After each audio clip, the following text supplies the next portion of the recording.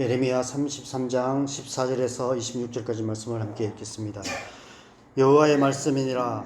보라, 내가 이스라엘 집과 유다 집에 대하여 일러준 선한 말을 성취할 날이 이르리라. 그날 그때에 내가 다윗에게서 한 공의로운 가지가 나게 하리니 그가 이 땅에 정의와 공의를 실행할 것이라. 그날에 유다가 구원을 받겠고 예루살렘이 안전히 살 것이며 이 성은 여호와는 우리의 의라는 이름을 얻으리라. 여호와께서 이와 같이 말씀하시니라. 이스라엘의 집에 왕 위에 앉을 사람이 다윗에게 영원히 끊어지지 아니할 것이며 내 앞에서 번제를 드리며 소제를 사르며 다른 제사를 항상 드릴 레위 사람 제사장들도 끊어지지 아니하리라 하시니라. 여호와의 말씀이 예레미야에게 임하니라. 이르시되 여호와께서 이와 같이 말씀하시니라. 너희가 능히 낮에 대한 나의 언약과 밤에 대한 나의 언약을 깨뜨려 주야로 그 때를 잃게 할 수 있을진데 내 종 다윗에게 세운 나의 언약도 깨뜨려 그에게 그의 자리에 앉아 다스릴 아들이 없게 할 수 있겠으며 내가 나를 섬기는 레위인 제사장에게 세운 언약도 파할 수 있으리라. 하늘의 만상을 셀 수 없으며 바다의 모래는 측량할 수 없나니 내가 그와 같이 내 종 다윗의 자손과 나를 섬기는 레위인을 번성하게 하리라 하시니라. 여호와의 말씀이 예레미야에게 임하니라. 이르시되 이 백성이 말하기를 여호와께서 자기가 택하신 그들 중에 두 가게를 버리셨다 한 것을 내가 생각하지 아니하느냐. 그들이 내 백성을 멸시하여 자기들 앞에서 나라로 인정하지 아니하도다. 여호와께서 이와 같이 말씀하시니라. 내가 주야와 맺은 언약이 없다든지 천지의 법칙을 내가 정하지 아니하였다면 야곱과 내 종 다윗의 자손을 버리고 다시는 다윗의 자손 중에서 아브라함과 이삭과 야곱의 자손을 다스릴 자를 택하지 아니하리라. 내가 그 포로된 자를 돌아오게 하고 그를 불쌍히 여기리라. 아멘. 너희가 성경에서 영생을 얻는 줄 생각하고 성경을 연구하거니와 이 성경이 곧 내게 대하여 증언하는 것이니라. 요한복음 5장 39절의 예수님의 말씀입니다. 구약 성경은 오실 예수님에 대한 증언입니다. 구약 말씀 가운데 예수님께서 오실 것을 증언하는 말씀이 많이 있지만 그 가운데서 오늘 본문은 누가 봐도 예수님을 증언하는 말씀이 분명합니다. 시위대 뜰에 갇혀 아무것도 할 수 없었던 예레미야 선지자에게 하나님께서 너는 내게 부르짖어라. 내가 내게 응답하겠고 내가 알지 못하는 크고 은밀한 일을 내게 보이리라 말씀하셨습니다. 당연히 예레미야가 부르짖었을 것입니다. 사실 부르짖는 것 외에 딱히 그가 할 수 있는 일도 없었습니다. 어제 새벽에 오늘날 우리의 영적인 현실이 이러함을 함께 생각해 보았습니다. 시위대 뜰에 갇혀 아무것도 할 수 없는 예레미야처럼 우리 또한 그러한 영적인 현실에 처해 있습니다. 그럼에도 불구하고 우리는 이스라엘 백성들처럼 현실 파악을 제대로 못하고 있는 것 같습니다. 그래서 하나님께 부르짖지 않습니다. 그런대로 살만한 상태로 만족하며 별 문제 없는 것처럼 적당히 잘 살아가고 있습니다. 하나님의 백성들에게 있어서 가장 위험한 영적인 상태가 그런 상태입니다. 기도하지 않고도 잘 살아가고 있는 상태는 영적으로 잠들어 있는 상태일 수 있기 때문입니다. 치열한 전쟁 중에 깊은 잠에 빠져 있는 상태만큼 위험한 상태가 어디 있겠습니까? 적군에게 날 잡수셔 하고 그렇게 말하는 상태와 같습니다. 혹시라도 지금 저와 여러분의 영적인 상태가 그런 상태가 아닌지, 이 땅의 교회의 영적인 상태가 그런 상태에 있는 것은 아닌지 점검해 보아야 할 것입니다. 하나님께서 예레미야의 영혼을 깨워 너는 내게 부르짖어라 말씀하셨던 것처럼 오늘날 우리의 잠든 영혼을 깨워 다시 하나님 앞에 나아가 부르짖게 하시기를 소망합니다. A.W. 토저의 하나님을 추구함이란 책을 보면 하나님께서 먼저 우리 안에 하나님을 추구하게 하는 충동을 넣어주심으로 우리는 하나님을 추구하게 된다라고 말씀하고 있습니다. 기도도 마찬가지입니다. 예레미야에게 너는 내게 부르짖어라 말씀하심으로 예레미야가 부르짖기 시작했던 것처럼 하나님께서 우리 안에 하나님을 향해 부르짖는 갈망을 불어넣어 주실 때 우리는 하나님 앞에 나아가 부르짖어 기도하게 되는 것입니다. 저와 여러분 안에 기도의 영을 부어주시기를 소망합니다. 우리 영혼을 깨어 하나님의 얼굴을 구하게 하시고 예레미야에게 말씀하신 크고 엄밀한 일을 보여주시기를 위해서 간절히 부르짖어 기도하게 하시기를, 그래서 우리의 기도를 통해서 하나님께서 크고 놀라운 일, 엄밀한 일을 행하시기를 간절히 소망합니다.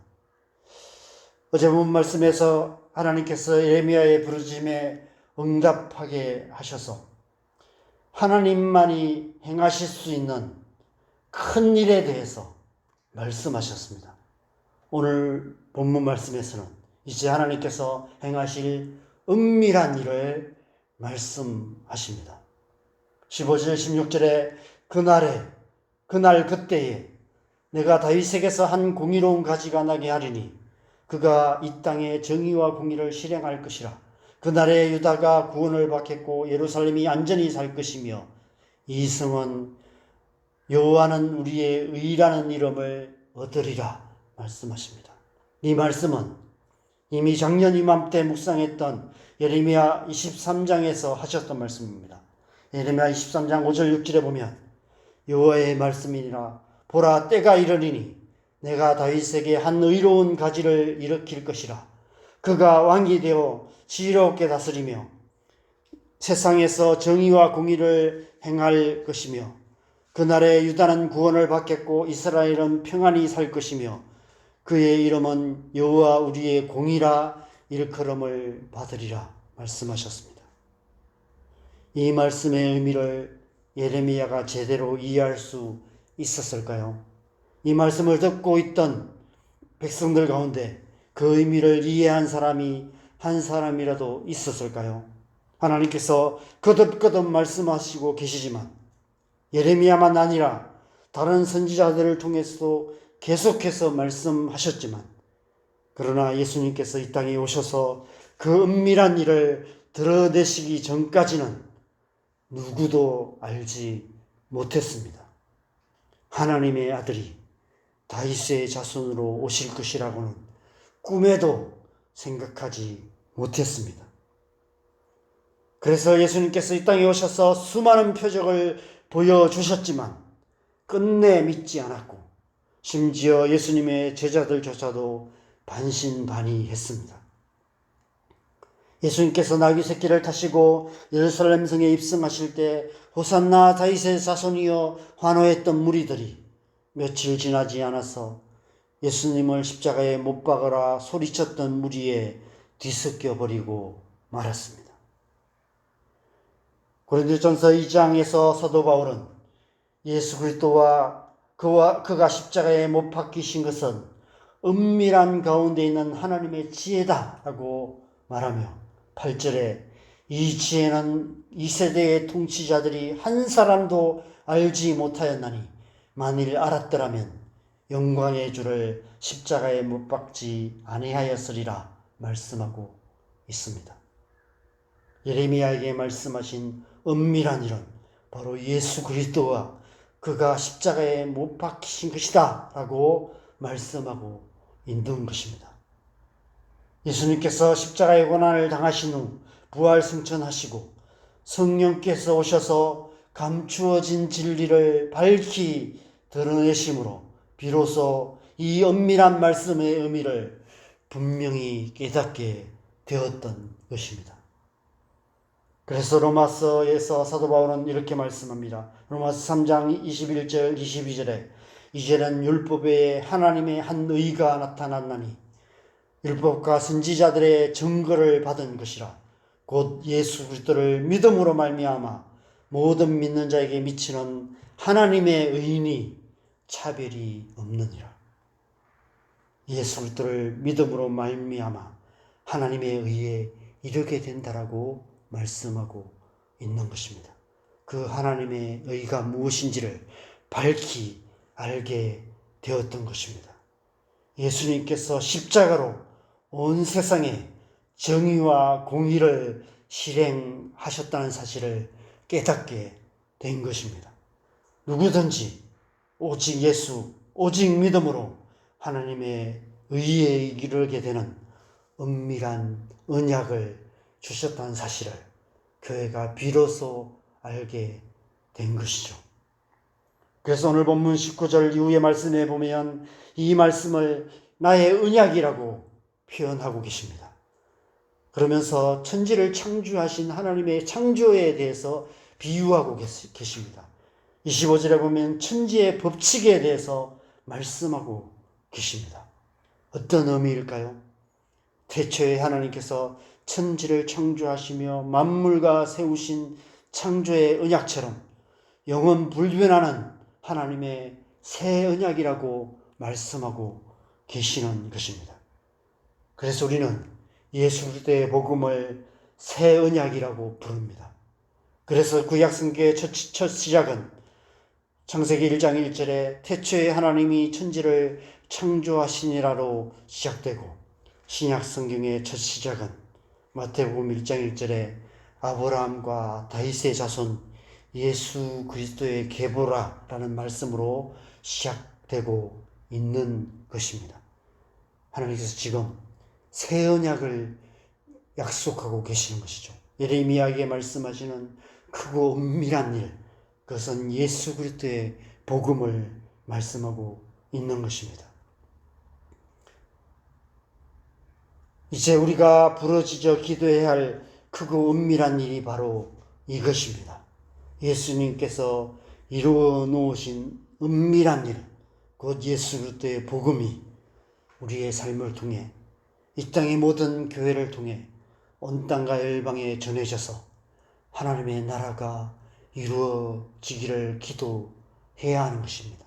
이 하나님의 언약이 온 땅과 열방 가운데 이루어지도록 예수 그리스도의 복음으로 이 땅의 정의와 공의를 실행하시도록 우리가 기도해야 합니다. 뿐만 아니라 우리의 삶을 통해서 복음에 합당한 삶을 살아감으로 이 땅의 정의와 공의를 실행해 나가야 하는 것입니다. 먼저 그의 나라와 그 의를 구하는 삶을 살아가야 하는 것이죠. 우리의 자녀들 가운데, 우리의 가족들 가운데, 우리의 이웃들 가운데 예수 그리스도의 복음을 듣고도 은밀한 일을 깨닫지 못하는 영적으로 소경된 자들에게 성령께서 임하셔서 그들의 어두운 영혼을 밝혀주시도록 간절히 기도해야 합니다. 나아가 온 땅과 일방의 잃어버린 영혼들을 위해 깨어 기도하기를 힘써야 합니다. 이를 행하시는 여호와, 그것을 만들어 성취하시는 여호와, 그의 이름을 여호와라 하는 이가 이와 같이 이르시도다. 너는 내게 부르짖어라. 내가 내게 응답하겠고 내가 알지 못하는 크고 은밀한 일을 내게 보이리라. 우리의 기도를 통해 하나님께서 지금 이 시대에 이 땅에 크고 은밀한 일을 이루어 가시는 줄 믿습니다. 우리의 간절한 기도를 통해서 성령께서 이 땅에 정의와 공의를 실행하셔서 하나님 나라가 이루어지게 하실 줄 믿습니다. 그래서 우리는 기도하기에 힘써야 하는 것입니다. 예수 그리스도의 복음이 우리의 가정 가운데, 우리가 살아가는 이 땅 가운데, 온 땅과 열방 가운데 충만하게 증거되어질 수 있도록 기도해야 합니다. 뿐만 아니라 불의와 불공평으로 가득한 이 땅을 바라보며 우리가 뉴스를 볼 때마다, 그러한 모습들을 볼 때마다 탄식하며 하나님의 정의, 하나님의 공의가 이 땅 가운데 이루어지도록 우리가 간절히 기도해야만 하는 것입니다. 우리 안에 기도의 영을 부어주시기를 소망합니다. 우리 안에 하나님 앞에 나아가 간절히 부르짖는 그런 마음 부어주셔서 우리가 날마다 하나님의 임재 앞에 나아가 기도하기에 더욱 힘쓰는 저와 여러분 되시기를 소망합니다. 그래서 우리의 기도를 통해서 우리가 기도하는 모든 영역들 가운데 하나님 나라가 이루어지고 예수님께서 다시 오시는 그날이 속히 오기를 주님의 이름으로 간절히 소망합니다. 우리 함께 기도하겠습니다. 여러분, 이 시간 우리 가운데 기도의 영을 부어주시도록 기도하십시다. 간절히 주님 앞에 나아가 기도하는 마음, 주님의 얼굴을 구하는 그 간절한 마음 부어주시도록, 그래서 하나님 앞에 나아가 더 간절히 기도하고 더 깊이 기도하고 하나님의 마음을 알고 하나님의 뜻을 깨닫고 하나님의 마음으로 주님 앞에 나아가 부르짖어 기도하는 우리의 기도 될 수 있도록, 우리의 남은 삶 기도로 살아가는 그런 삶 살아갈 수 있도록, 그래서 하나님 우리의 기도를 통해서 이 땅 가운데 하나님 나라가 속히 이루어지게 하여 주시옵소서. 시간 주님의 은혜 구하면서 함께 기도했으면 좋겠습니다. 기도하겠습니다.